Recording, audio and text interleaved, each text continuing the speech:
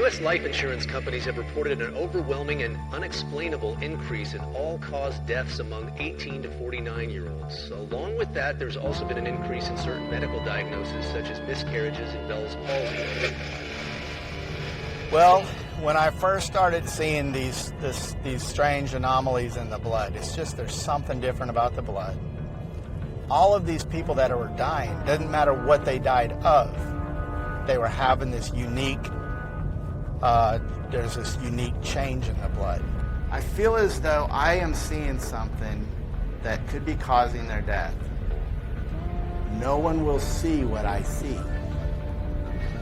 So in the very beginning, I'm thinking, okay, so COVID could have caused this possibly, but now I'm seeing these in people that supposedly never had COVID, and then you find out they were vaccinated. And so it's like, okay, so it's the vaccine might be causing this.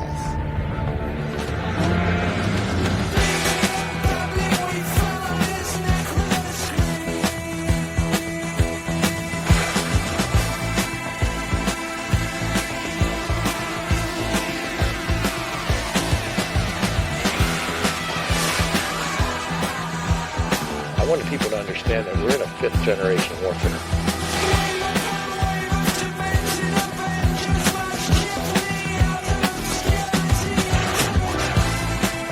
They now seek the news openly to manipulate and deceive the American population.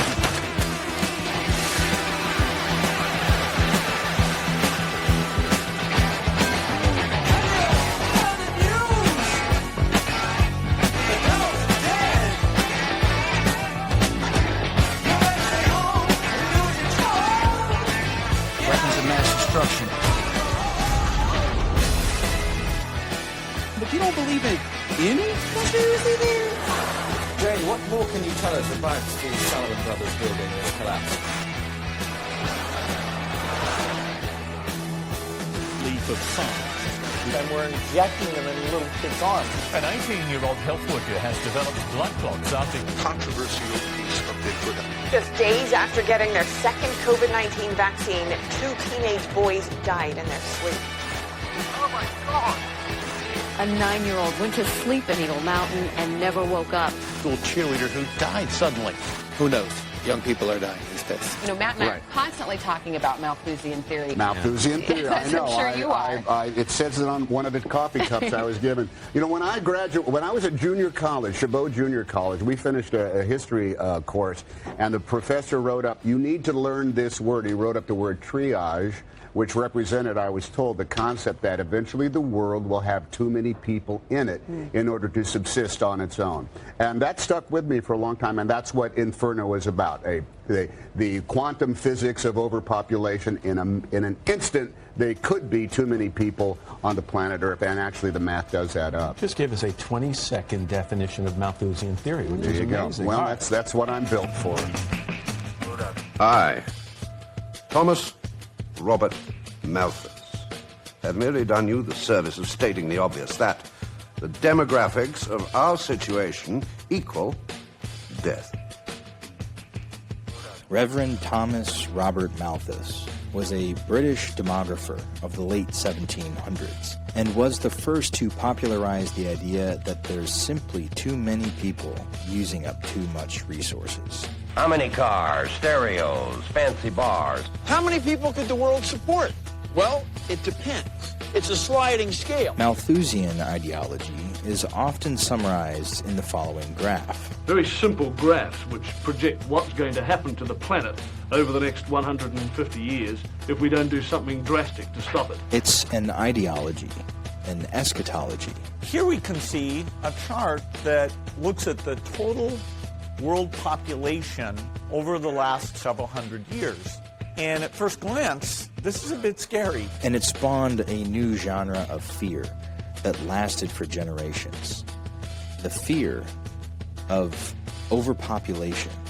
You have to get the death rate and birth rate in balance, and there's only two ways to do it. One is to bring the birth rate down, the other is to push the death rate up. If we do not, by humane means, limit our numbers, then numbers are going to be limited by more famines and shortages. It's reaching plague proportions. No intelligent, patriotic American family ought to have more than 2 children, preferably 1. Maybe anybody who's thinking of having a 3rd child ought to go hungry a week. So should we have policies that penalize people for having extra kids in the developed world? So I do think that we should at least consider it. And this is where people start getting nervous talking about overpopulation and population issues because they're scared that I'm going to take away their rights to have children.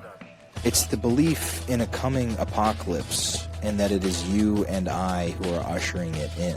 We're even running out of sand, which may not seem important, but without it you can't make concrete or glass, like for windows, so you can look outside and see the world ending. Now, the world today has 6.8 billion people. That's headed up to about 9 billion. Now, if we do a really great job on new vaccines, health care, reproductive health services, we could lower that by perhaps 10 or 15%. Well, common sense would tell you if you have a man standing in front of you saying he's going to reduce the world's population by 10 or 15% using vaccines, what does that mean to you? It means somebody's going to die because you put a vaccine in them. It doesn't mean you're going to save people. That's pretty much common sense in my brain. But yet I saw him say it. He said it. And here we are. I don't know. Here we are. I'm now an anti-vaxxer. I wasn't before.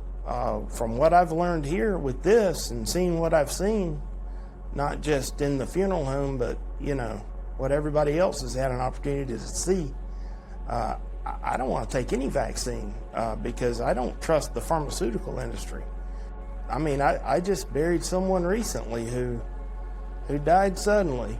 Wasn't sick, person in their 60s, but otherwise was not sick. And I met with the family, and that was my first question, was what happened to him? Somebody mentioned to go onto Google and then type in died suddenly and find the news articles that pop up.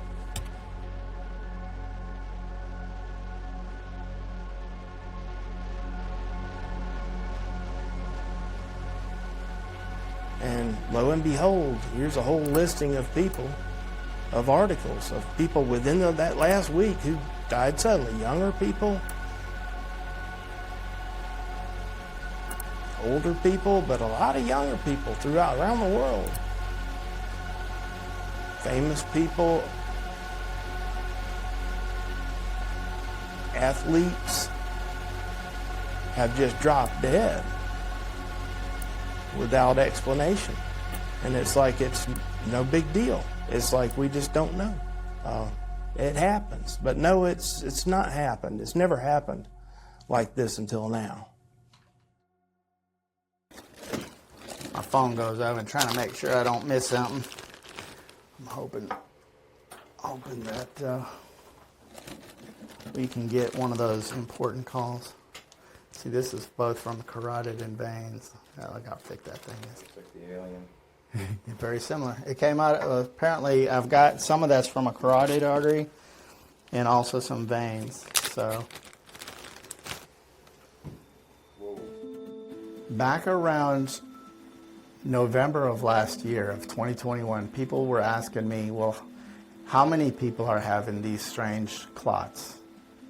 And I didn't have a very good answer for it. So starting in November, I started making notations of whether or not the person was clotted or not, or vaccinated. My green is people that have been verified are vaccinated. Yellow typically is somebody that has smaller clots, and the orange is somebody that had more significant clots, the clots that are really kind of concerning to me. I have it dated for the quarter, numbered by the quarter, so the entire quarter I had about 130. Yeah, only almost 14% had no significant clotting. A lot of the substances that I'm seeing are stuff that looks pretty much, it's this white fibrous stuff. Now, instead of calling them blood clots, I try to refer to them as white fibrous clots or white fibrous structures. How come all of a sudden these things are happening in so many people? When I first started seeing these strange clots, in the beginning I thought, you know, this is kind of weird, this is kind of crazy, I don't understand. As I started gathering more and more photographs, I'm able to share it amongst other people that I work with. I talk to other embalmers that have 30, 40, even 50 years of experience. I'm a licensed funeral director, National Board funeral director, and certified embalmer. I've been in the death care industry since 1982. I've been embalming, been in the embalming process with well over 1,000 bodies. And I had actually noticed some of the differentiations in the clots as well in some of the bodies I had been embalming, and that had started recently. First time I saw it firsthand, pulled out of a deceased, my end, was about 3 months ago. Been struggling to embalm people for around about 18 months. My embalmer was complaining that he was having trouble getting fluid through people. And the way they do that is they cut into the carotid artery and they pump it around the body via a pump. He was struggling to get it through, and we kind of thought, well, maybe the pump wanted servicing, and had a look at it, it doesn't. Pulled this out, and he kind of grabbed the end with the tweezers, and this comes out in one piece, one elastic piece. It looks like calamari. Longest one that I have on video is probably almost 3 foot long, which is incredible to come out of the, you know, the jugular up here. It's incredible. That is not normal. I talked to other embalmers that have 30, 40, even 50 years of experience. Said, hey, you know, have you guys ever seen this stuff before? And the answer was always, I haven't seen clots like these. These long, white, fibrous, different, not blood clots, but they're clotting the blood, so therefore you have to call it a clot. I have been in this profession actually for approximately 12 years and approximately 200 to 250 bodies per year, and I have never seen anything like this until the vaccination. Now, I've been an embalmer for 41 years. 41 years I've been embalming, and I've never seen clots like these. Here's a guy messaged me the other day. He even sent me a picture. A fellow embalmer? This is not mine. This is his. Same stuff. You see that? You know, we know something's going on. I deal with a lot of funeral directors and embalmers. I attend national conventions, state conventions. I'm very involved. And, you know, we know something different is going on. We don't know exactly what's going on, but the timing of it is just hand in hand. We're connecting dots here. And it certainly appears that there's some relationship to the vaccine and these obstructions that we're seeing. I was in Ohio last week or the week before last, and there were 100 embalmers at the Ohio Embalmers Association in my lecture, and I posed these photos up where people could see them, and nearly all of the embalmers out of 100 in this room raised their hands that they had seen clots and white fibrin structures of that kind of size. And when I ask again, when did they start seeing them? Again, it's that 16 to 18 month period. This is different. And they need to figure out what it is. That's the problem, is they need to figure out. That's why we're talking to you, is that we're concerned for humanity. Once I knew what was happening, I'm a man of principle. Do you know, your family's just as important as mine? If I don't speak out, we're all anyway. As a Canadian embalmer, I have found that everybody I embalmed for over a year had fibrous mass clots. The fiber mass clots had been fed by blood clots at the ends that were integrated into the fiber mass clots. The fiber mass clots themselves were not blood clots. On average, I would embalm a body every day or two.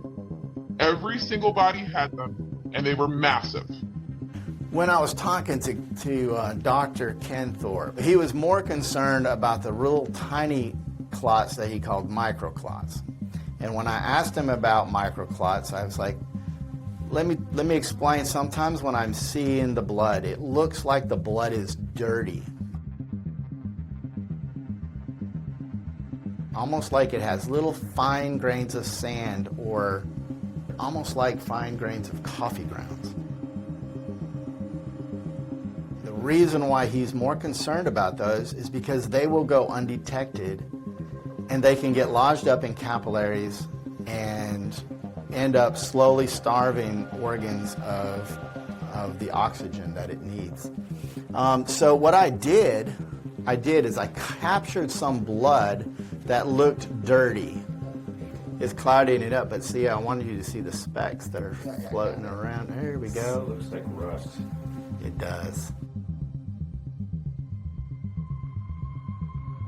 Look at, like, see, you can almost see that they're like stringy looking. The first time I seen something that what I would describe as a different type of blood than I had ever seen, consistency of blood, was on a younger lady that was in a car accident. And I noticed onto the table as we were getting a little bit of drainage from her that her blood looked as if it was, the only way to describe it is blood on beach sand. It was sticking to the table. I began noticing strange things with the blood, looking like it had coffee grinds or sand in it, to complete separation, like a clear orangish fluid, and then clots coming later, like the blood had almost separated.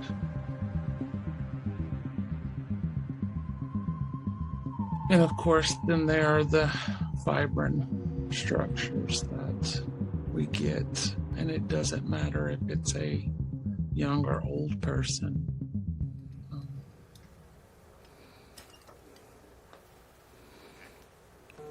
I'd like you to kind of feel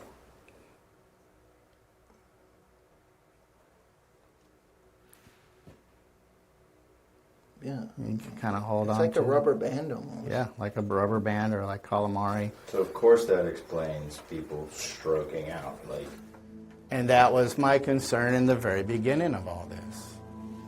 The whole thing was, as I'm seeing all of these strange clots, I'm hearing stories of blood clots and embolisms and sudden heart attacks.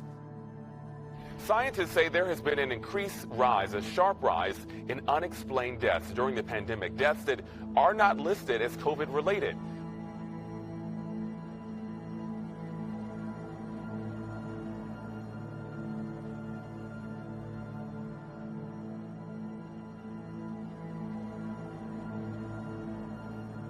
I would just like to find answers, because so many people, young people, are just dropping dead. There were 2 in the local paper today out of Lafayette, Indiana, and I question, how did they die? Autopsies are not being done and performed as often and as frequent as they had been done in the past. You know, there's no way that that type of obstruction would not cause stroke, heart failure, some type of pulmonary embolism that would certainly take someone out. Now, most of the people are not autopsied. Therefore, no one will see what I see. And that's why what we see back there,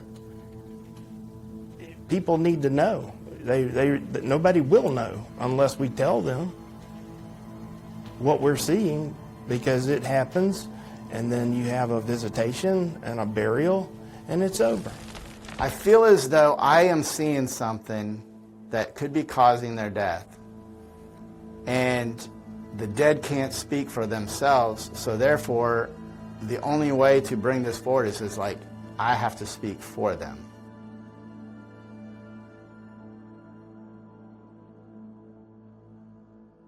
Since the vaccine, this rubbery stuff, this stuff here is absolutely... No, hold on, I don't know who this is.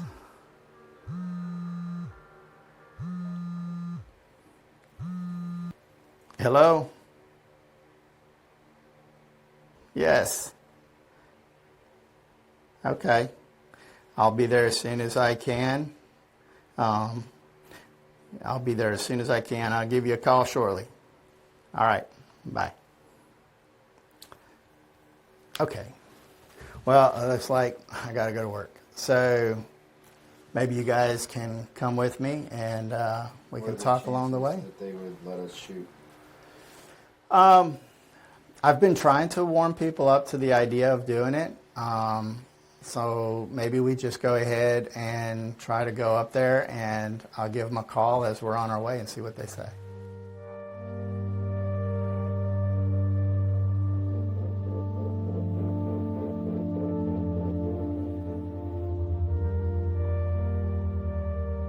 Good morning. My name is Lieutenant Colonel Teresa Long, and I have been invited here today to testify to the truth before the legislators of Idaho. The information I'm presenting is made as a protected communication under Title 10 USC 1034 as a whistleblower. My opinions are my own and do not reflect that of the United States Army, the DoD, or any entity thereof. Insurance companies figured that if there was something catastrophic that happened to the United States, they would see a 10% increase in all-cause morbidity and mortality. 10%. For just like an unprecedented, catastrophic, natural event or something that happened in the United States. U.S. life insurance companies have reported an overwhelming and unexplainable increase in all-cause deaths among 18 to 49-year-olds. 40% is no one's even calculated that. I mean, that's never been factored into what things would look like. It's apocalyptic. In my 15 years as a doctor taking care of soldiers, I have never seen this litany of debilitating and potentially deadly medical conditions in soldiers. These conditions included strokes, transient ischemic attacks, pericarditis, myocarditis, erratic heart rates, arrhythmias, rapid onset and progression of various cancers to include testicular cancer, esophageal cancer, brain tumors, neuroendocrine tumors, spinal tumors, thyroid dysfunction, multiple sclerosis, cognitive impairment, persistent severe insomnia, suppression of the immune system, unprovoked blood clots in the splenic and portal vein, avascular necrosis, liver dysfunction, menstrual irregularities, and miscarriages. Well, I think if you look at the 5.3.6 post-marketing analysis report, the 1,291 adverse events, I don't think those came as diagnostic tests. I think they came as confirmatory tests. You ordered a product, you wanted the product to kill people. Hey, stockholders, we got exactly what you ordered. Fourth shot, Borla, the CEO of Pfizer. Good for CVS, good for Walmart, good for your health. When I reached out to Army Public Health Command and numerous senior medical and operational leaders about my safety concerns, I was ignored. Threats against my career were made, but no appropriate actions were taken to fully investigate the number and scope of adverse medical events after COVID vaccines.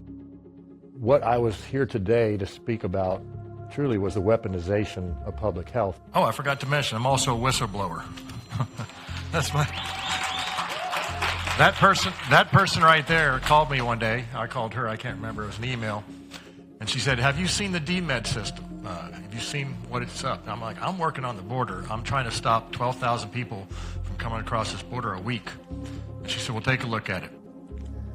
Seeing the DMED data, I have significant concerns that we won't have a standing army in 5 years. Case 1-01, United States Air Force A-10 instructor pilot, mid-30-year-old male, hospitalized 12 hours after vaccination. Diagnosed with pericarditis and anaphylaxis, removed from flight status for 6 months, thus negatively impacting unit mission readiness. I have never felt so abandoned by the military. I have been forced to take something that brought me close to my death. I was mocked, discredited, unsupported. Our squadron morale was ripped to shreds. All these things were completely unnecessary. We are truly less ready on multiple levels. I had to talk to a wife of a soldier that had a stroke, which required speech rehab for several months, and talk to her while he was in the ICU and say to her, he's going to be okay, and he'll be able to serve again, because this is what he loved to do.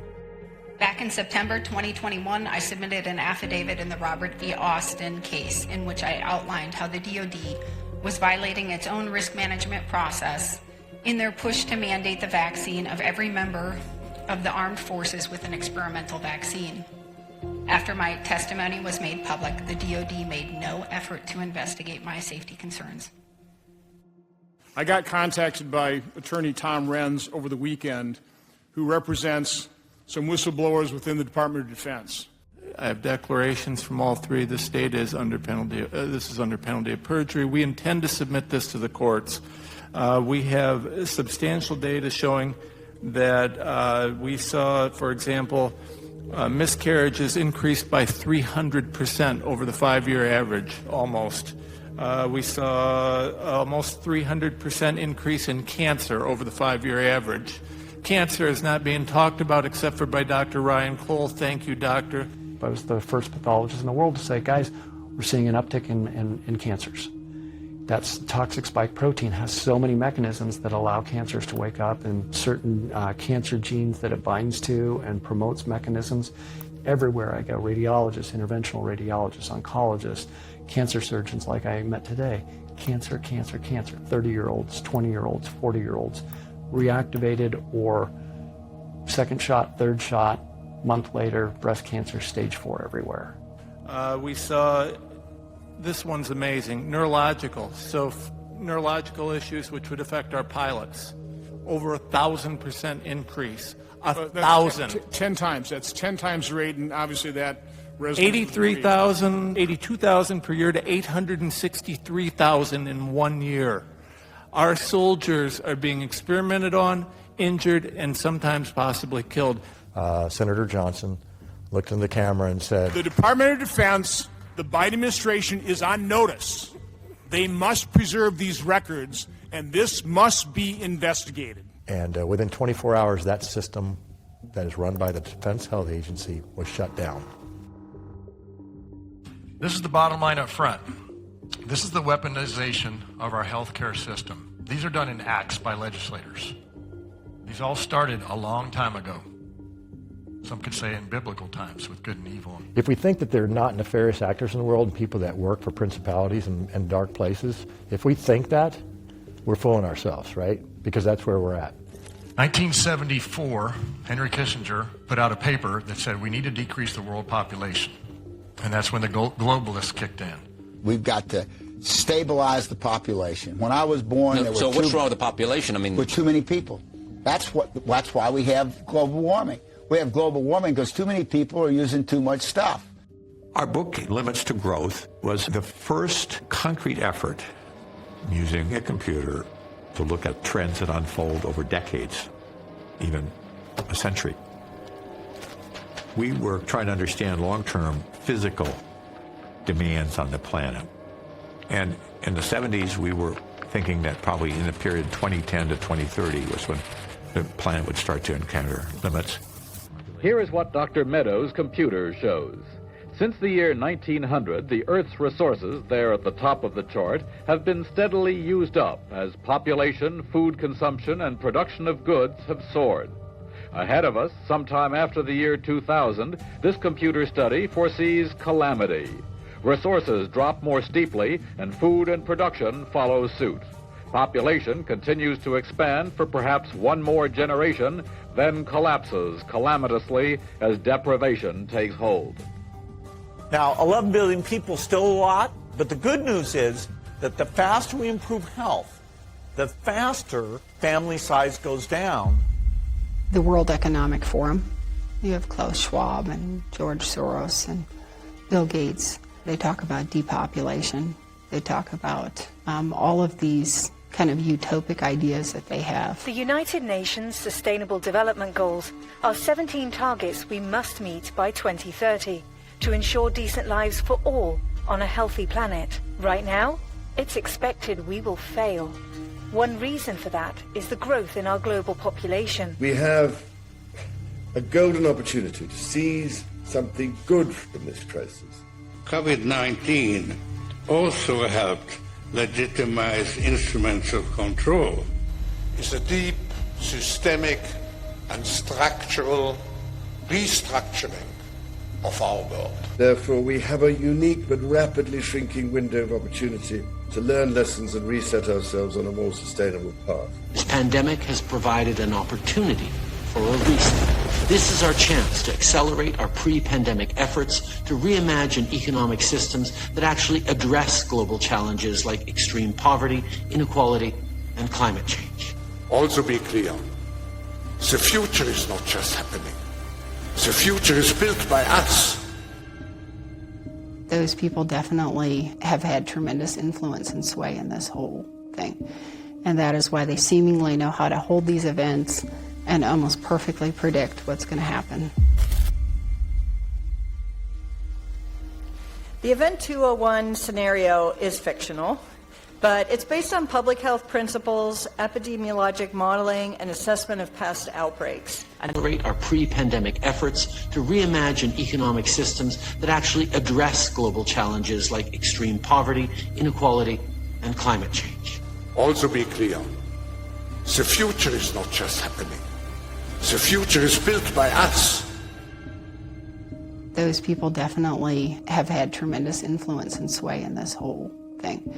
And that is why they seemingly know how to hold these events and almost perfectly predict what's going to happen.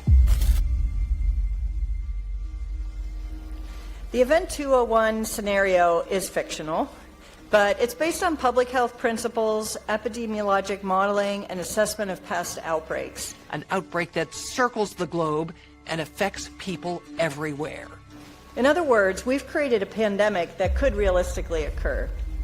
I know we would all agree that if we had a vaccine in hand for CAPS, it'd be a game changer.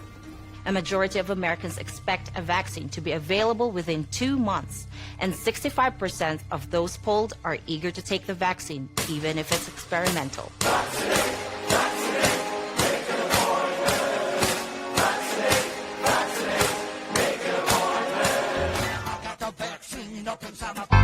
Got that vaccine up inside my life.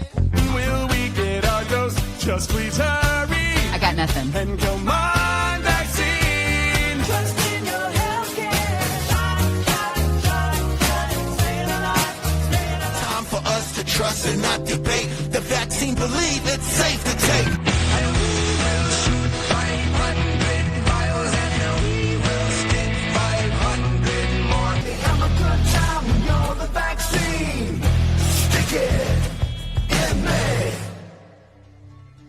Because you are in a war, because this is a fifth generation warfare for your hearts and your minds, it's done mostly by digits, right, through the computer and those kind of things, but it's also done with adjunct weaponry. And this adjunct weaponry in this case is a COVID jab. They don't want you to know that your body is now their property and playground.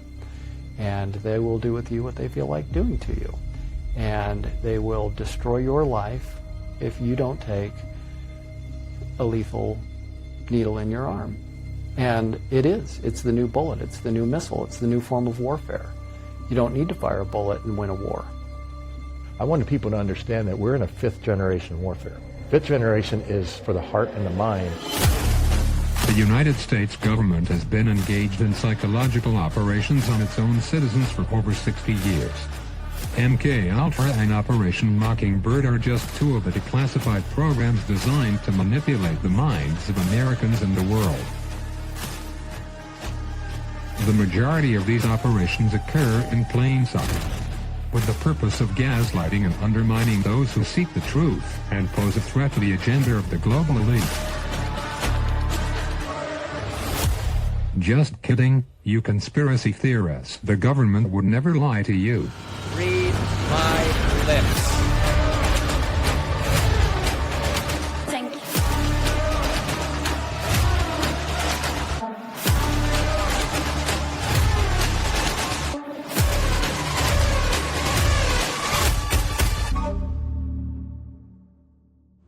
Okay. Because we got a call regarding you coming over here multiple times, and it seems like they don't want to talk to you. Well, now it seems that way because she called the police on me. Okay. You should always be suspicious if the people in charge of safety don't want to see the safety data. That should be a red flag. I couldn't understand why people aren't looking at this data. Even the clinical trial for the Pfizer vaccine showed that the vaccine killed more people than the placebo group. It's supposed to be the other way around. So, what's your name? My name is Steve Kirsch. Steve Kirsch? Yes. Okay. Where do you work? What do you work for? I'm a journalist for Substack. Substack? Yeah. I have about close to 1 million followers on Substack. So I've been called an anti-vaxxer, I've been called a misinformation spreader. MIT has labeled me a misinformation super spreader. And in fact, if you go Google, you type in misinformation super spreader, I'm the top hit in the entire world. Why am I labeled a misinformation super spreader? I have no history at all of being a conspiracy theorist. How do I go from being, hey, you should get vaccinated, waving the flag, I love Tony Fauci, to saying, oh, wow, we've been lied to? How did that happen? I was vaccinated in March of 2021. My wife was vaccinated, and all my kids were vaccinated. So you couldn't call me an anti-vaxxer. I've always gotten all these vaccines that the government has recommended. I've always trusted the government.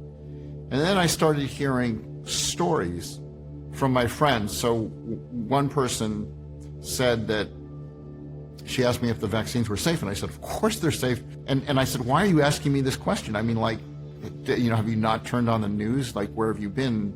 She said, well, 3 of my relatives were vaccinated and they died a week later, and they were all perfectly healthy before they got the vaccine. And I said, well, that's impossible. That must be wrong. And then she replied, yeah, but they're dead. Is it really safe, and is it really effective? These vaccines are safe. They are incredibly effective. Vaccines are safe and effective. Getting a booster different from your original vaccination is likely safe and effective. But if there's one message that needs to cut through all this, the vaccines are safe. I promise you, they are safe and effective. Researchers have confirmed that the Oxford AstraZeneca COVID vaccine is safe and effective. This is what you don't see.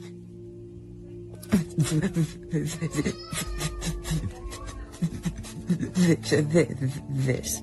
Surprisingly, most people don't want to know what's in the vaccines. In fact, nobody wants to know what's in the vaccines because nobody in Congress is asking to analyze the vials. Nobody in the mainstream media has ever asked what's in the vials. And the public doesn't want to know either because the public's not asking what's in these vaccines. If people understood what was in the vaccine, they'd go apeshit. The first one is a typical package insert that we see with any vaccine. When you open the box, next to the vial, you find a package insert that has information about what the product contains. And this is a typical vaccine insert from a vaccine that helps protect against meningitis. It's a more traditional childhood vaccine. And the other label that I'm going to show you, the other package insert, came from a box of mRNA product. So vaccine that was brought to the clinic for the purpose of giving that to children. And this should look the same as the other package insert that I showed you. But yet when we open it almost 2 years into this, we find that it still says intentionally blank. And they're allowed to, under emergency authorization, put anything in them they want. And the FDA isn't inspecting any of these facilities. The European Medicine Agency allowed the purity to go from 100% requirement down to 50%. And then all of a sudden in the middle of the shot rollouts, you hear, oh, okay, we don't have to worry about this cold chain. So now you've got degrading products, which probably benefited some people in the sense that they broke down so fast that they got basically some mushy fat and sludge and dodged the bullet. But the ones who got the proper dose at the proper temperature are probably the ones that got harmed the most. I mean, how much do they care? They're making billions. The mRNA was the technology that we had less experience, only 2 years working on this. And actually, mRNA was a technology that never delivered a single product until that day. Not vaccine, not any other medicine. So it was very counterintuitive, and I was surprised when they suggested to me that this is the way to go. You know, Steve Kirsch, by the way, has a great offer out there for your listeners. I don't know if you know about this. No. His offer is anybody from any major academic medical center or any government agency who will come to the table and have a fair discussion on vaccine safety and efficacy, he'll pay him $2 million. Anybody? I offered $1 million, not to win the debate, just to come to the table, $1 million. And when they refused the $1 million, I said, okay, name your price. Is $5 million? $10 million? $100 million? What will it take for us to have a civil discussion on the record, on recorded, where we can go through the evidence in the VAERS system and other pieces of data so that we can have an open discussion about this? So the VAERS is a voluntary reporting system, and it was created this way because the drug companies negotiated with the government to say, the government said, we will give you liability protection for your vaccines. But the quid pro quo is that we're going to establish this vaccine adverse event reporting system, which of course they could have done anyway. We have a VAERS system in the United States. The system in Israel was even worse. In March, these researchers came to the Israeli Ministry of Health and said, hey, we got a problem here. Basically, they're told that the vaccines are killing and hurting people, and you're withholding that information from the Israeli people. So the latest Israeli vaccination studies are out, and Steve Kirsch says the results prove that the government was lying all along about the frequency of adverse events from COVID shots. Shocker. I sent an email to over 200, close to 300 people at the CDC asking if any of them wanted to see the data. Okay. Almost 300 people. Not a single person wanted to see the data at the CDC. Stu, I have the personal cell phone for Grace Lee, who is the chair of the ACIP committee, which is the outside committee of the CDC. I asked if she wanted to see the data. She ignored me. Did they explicitly tell you no, or did they just ignore you? No, they just ignore me. Have you been to this house before? I have, yeah. And for the same reason? Yeah, so let her to contact her. Because she's not reachable. She's not reachable in her office. She doesn't answer her cell phone. Her assistant doesn't answer her email. That committee is responsible for approving and being the outside independent source for approving these vaccines. How did ACIP recently come to the decision to recommend COVID-19 shots for this latest group of young kids? And what kinds of things were you looking for in the data? We got a call regarding you coming over here multiple times, and it seems like they don't want to talk to you. Well, now it seems that way because she called the police on me. You know, I think we need to recognize that COVID-19 is here to stay, that vaccines make for a safer and more reliable way to develop immunity against infection. But now it's very clear that she's actively avoiding the question of whether she wants to see the Israeli data that shows the vaccines are not safe. That's pretty serious. Okay, well, it seems like she's not interested, so... How in the world could anyone, especially the top person in the world responsible for safety, not want to see the safety data that shows that the vaccines are not safe? They don't want to be confronted with even the question, do you want to see the data? They want to have plausible deniability. Was the Pfizer COVID vaccine tested on stopping the transmission of the virus before it entered the market? Did we know about stopping immunization before it entered the market? No. Pfizer vaccine not only stops people from getting sick, but also stops them from spreading the virus to other people. One vaccine could curb virus transmission from just a single dose. They're stopping people also from transmitting the disease. And the chances are very likely that you'll not be able to transmit it to other people. Yes, it will protect you, but honestly, it's not for you. It's so you don't kill other people. It's so you don't spread it to other people. 114 million Americans, nearly half the adult population in this country, has had a vaccine shot already. 114 million of us have had it. The number of people who have died from getting the shot is 0. There are about 14,000 Americans who have reported deaths. Now, that's probably underreported by a factor of 100. So you take the 14,000 deaths that are reported in the VAERS system, multiply it by 100, you get 1.4 million. But the deaths that happened 5 months later, and that's the bulk of them, are not going to get reported in the VAERS system.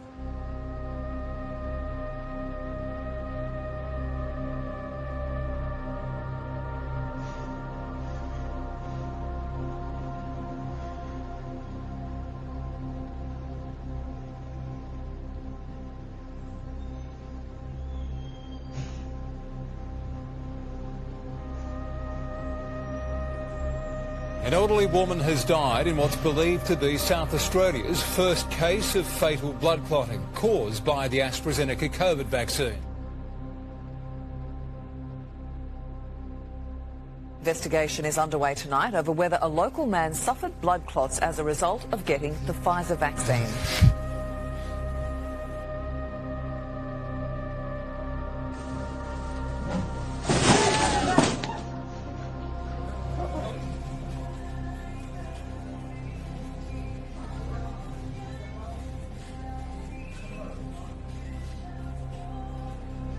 Two teachers who were at Soames Elementary School for more than 20 years and passed away suddenly this school year.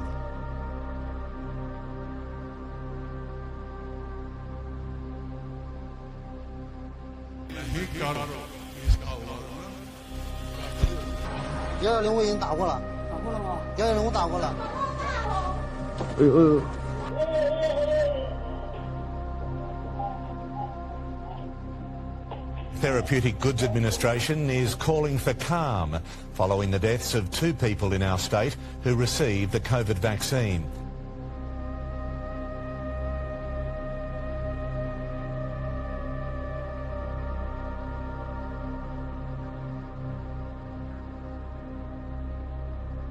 Woodgrove High School student athlete Colette Bain passed away unexpectedly after a medical emergency.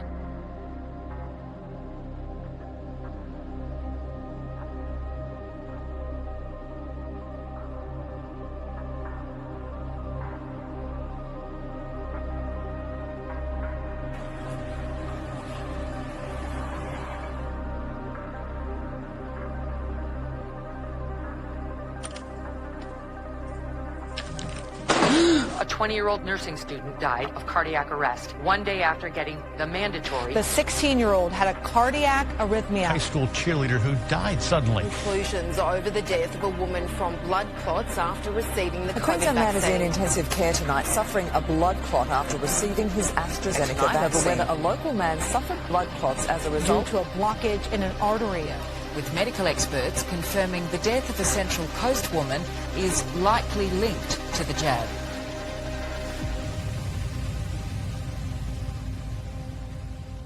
I said, we're just going to have to get used to this. And he says, the shots. And I said, yeah, we're just going to have to get used to this. This is the way it is. If people keep doing this, then this is going to keep happening. The vaccine can kill you 2 different ways. It can kill you in the short term. Now, there's a longer term effect, and this takes 5 months to kill you. And this is when your veins are basically clogged up with this protein material, this amyloid protein material, that's not blood clots. Now, the timing of when the embalmers first started seeing these blood clots, mid-2021. So many miles on my car, you know, it seems like half of my time is driving from one funeral home to another. The busiest I ever was, to be honest, was January of 2021.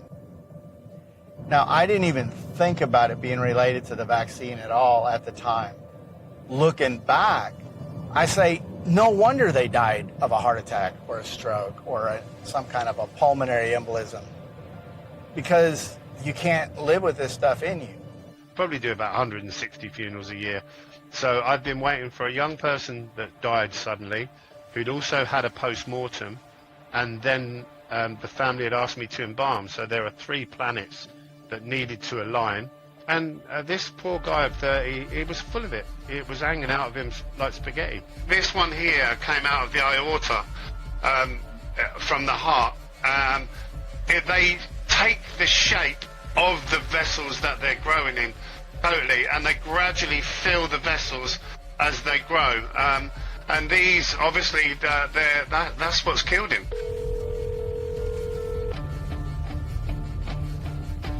Hey, I just want to let you know I'm pulling into the funeral home here, and I've got some guys that are with me. Are you fine with me bringing them in?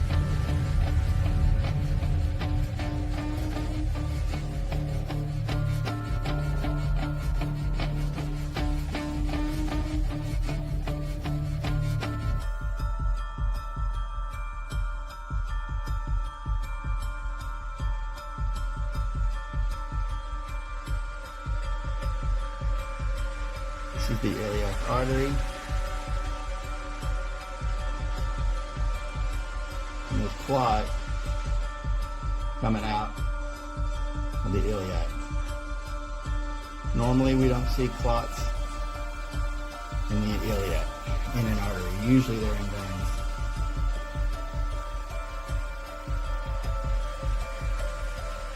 And I'm probably not going to be able to get it all.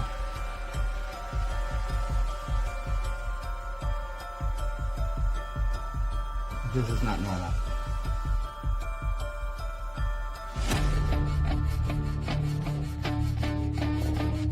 Look at the size of this one. The big one came out of the vein. The small one came out of the iliac artery itself.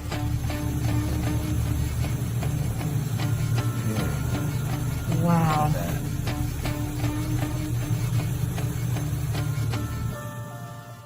As the months passed by, the clots became worse, and each person, the quantity of them was much larger, and they were getting larger.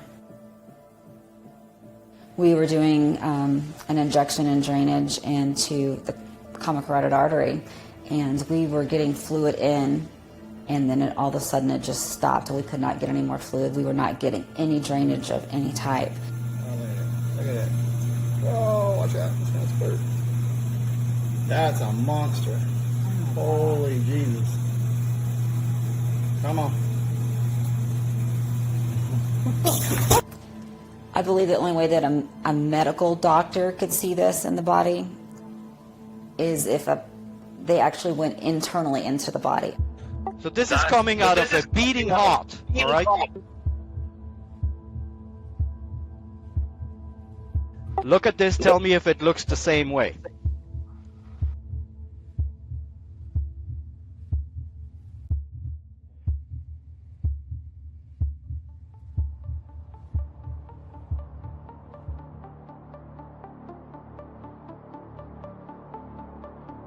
It's so good for you to come in today. It's good to see you. Thank you, Doc. So I'm excited to get this thermal imaging scan, but before we do that, I want to learn a little bit more about your medical history. Tell me, when this all started, these symptoms that you had.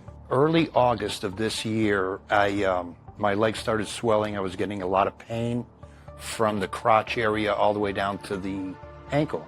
They did a Doppler on it, and I had several clots in my leg. Oh, wow. So I was transported to the hospital, and they confirmed that, and also that I had a clot in my lungs. So you went into the hospital, they put you on a blood thinner, presumably? Yes, I got put on Eliquis when I was being released. And come to find out, the Eliquis did not work for me. Okay. And did they let you know that that is extremely rare? Every doctor I saw said it was extremely rare. Which side did you get the shot in? Which arm? I think it was both. Do you think it could have been the left for both of them? Because you got two, right? Yeah, it could have been the left. Because the left arm definitely looked it had much higher thermal signal than the right. Yeah, so we can see the left side of his face has a much stronger thermal image, and then the white is also extremely hot. And this is in the area of the pre- and post-auricular lymphadenopathy chain. And then the tonsillar is also very well lit up, submandibular, submental. The left side was the one where he has confirmed clots. The right side here is showing significant issues with the vascular system. So I would recommend referring for an ultrasound of the lower extremities bilaterally to rule out any kind of new clotting or venous obstructions.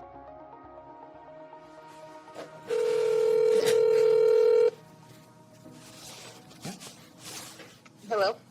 Hi, Michelle. This is Nick and Matthew. How are you? I'm good. So before the vaccines came out, there were 1 to 2 fetal demises every 2 or 3 months. You would see one.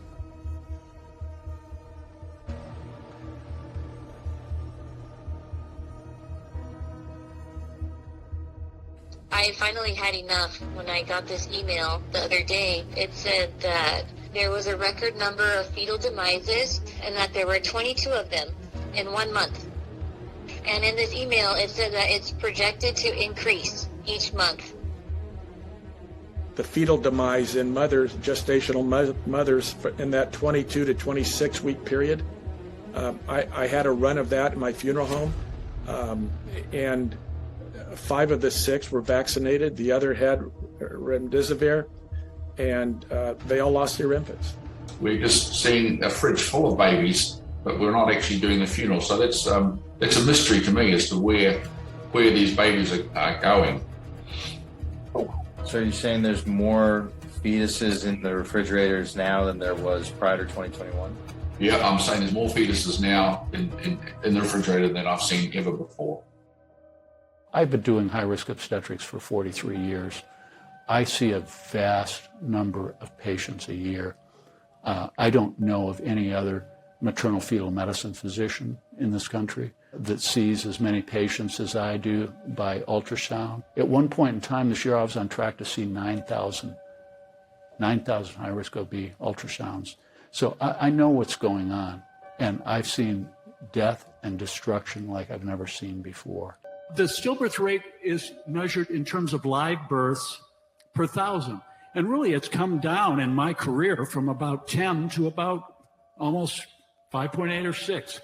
Now, let's go to 2021 and look at the stillbirth rate for Michelle's. This is horrifying. But if you take this death figure and you look at that rate at 29.3, that sigma that you're looking at is 40 plus sigma, standard deviation. Let that sink in.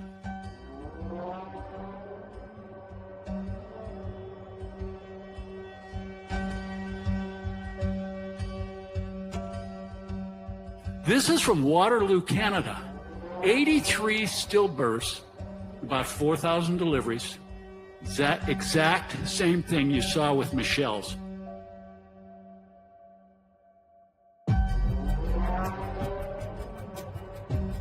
If that weren't bad enough, look at this. I couldn't even put it. There were 13 dead fetuses in one 24-hour period. One 24-hour period. 1,200-fold increases in menstrual abnormalities.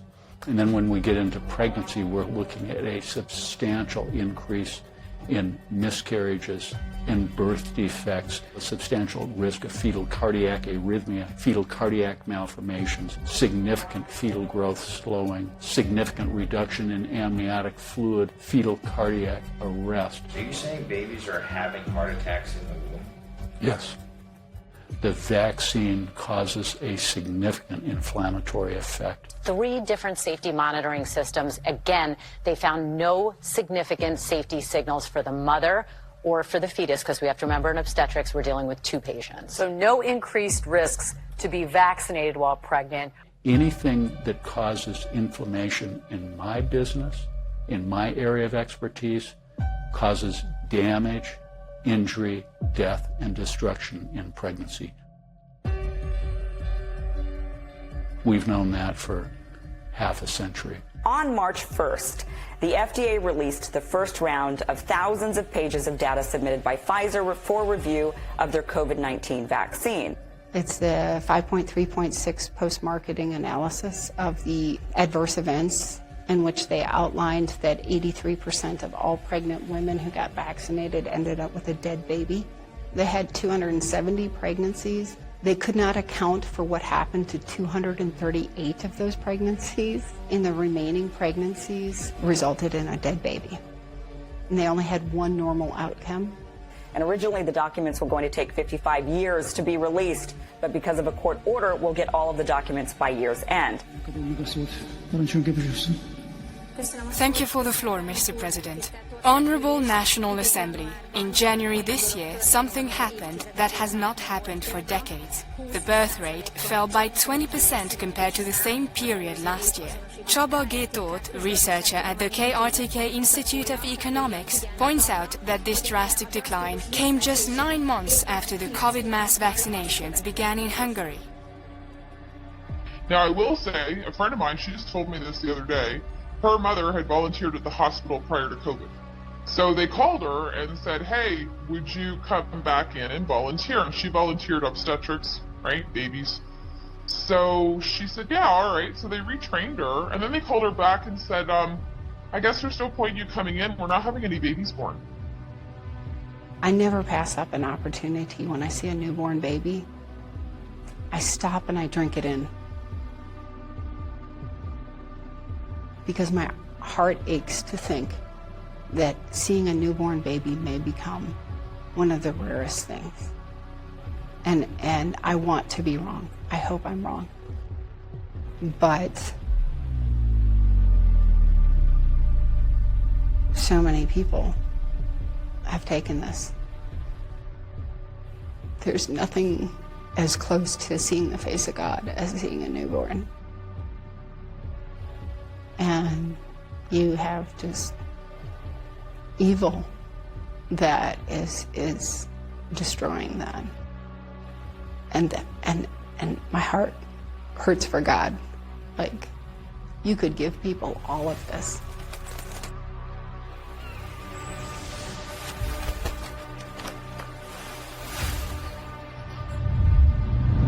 And they would use their time, energy, and talents to try and destroy it. What the last 2 years has taught me that there is a pure evil in this world. A pure evil that has no respect for any of us, where I can tell you we are regarded in much the same way as livestock. We were trained that the one thing that prevented adversaries from deploying bioweapons was that in order for them to have a strategic impact, our enemy would have to have a delivery mechanism that would allow them to expose a large enough population of people in a short enough period of time before the people knew they were being attacked. Dispersion in the air would be cumbersome and ineffective given UV light, dispersion, wind patterns, and that there are generally not significantly large enough numbers of people outside concentrated in a small area. Likewise, attempting to put them in water would have limited effectiveness because of dilution, degradation from chloride, etc. But what if? What if hundreds of millions of people would willingly, or under the duress of fear, allow themselves to be injected with a bioweapon? What if global mass vaccination could be accomplished in a short period of time by applying relentless coercion tactics and psychological operations to demoralize people into submission? It's my professional medical opinion that this is a bioweapon and that this was a bioweapon unleashed against humanity with the intent to depopulate and control the population of the world. But basically, it's achieving its goal. If the goal was to reduce the world's population, it's working. This has been well planned. This is Agenda 2030. This is the Great Reset. this is what it's all about, you know. So one of the hardest things, knowing what I know, was accepting that people are going to die because they're just not going to believe it. We have to be the plan. And that means that each person in this room, viewing this broadcast, replaying this broadcast, each one of you has a purpose. Each one of you has a critical, God-given role. And so if you are quiet or apathetic or complacent, you have to stand before God, and you have to answer for that. I can put out a warning to all the people that are in the military right now, officers who are responsible for everything that happens or fails to happen with their troops. If you don't stand in the gap, you're complicit in this crime. The only way we're going to save our lives is by clubbing together to do it. That's our strength. And this is probably the most biblical world event that anyone could ever imagine. It's World War III. This is a spiritual war of good against evil. And I just hope that there's enough good in the world that we can rally together to defeat it, because if we don't, these monsters will destroy humanity. Dance, baby, dance like the world is ending. Dance, baby, dance like the world is ending. Dance, baby, dance, 'cause the world is ending. Dance, baby, dance like the world is ending. Dance, baby, dance like the world is ending. Dance, baby, dance, 'cause the world is ending. Get vaccinated. It's incredibly effective, but the truth is, not enough people are getting it. We've got to change that so we can all have a safe and healthy holiday season.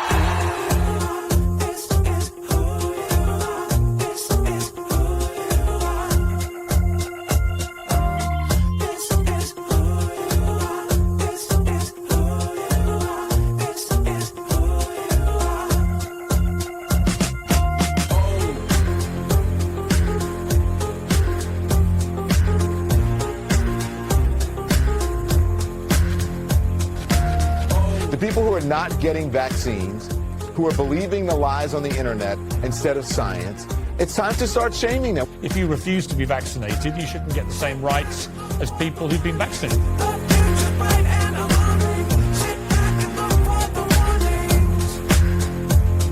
If you're willing to walk among us unvaccinated, you are an enemy.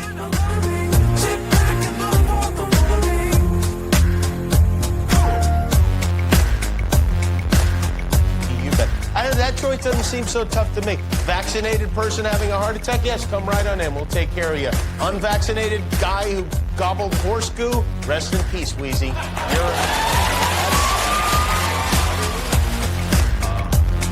Baby walking around with your head cut off. Baby walking around with your head cut off. When are we going to stop putting up with the idiots in this country and just say, it's mandatory to get vaccinated? F them, f their freedom. I want my freedom to live.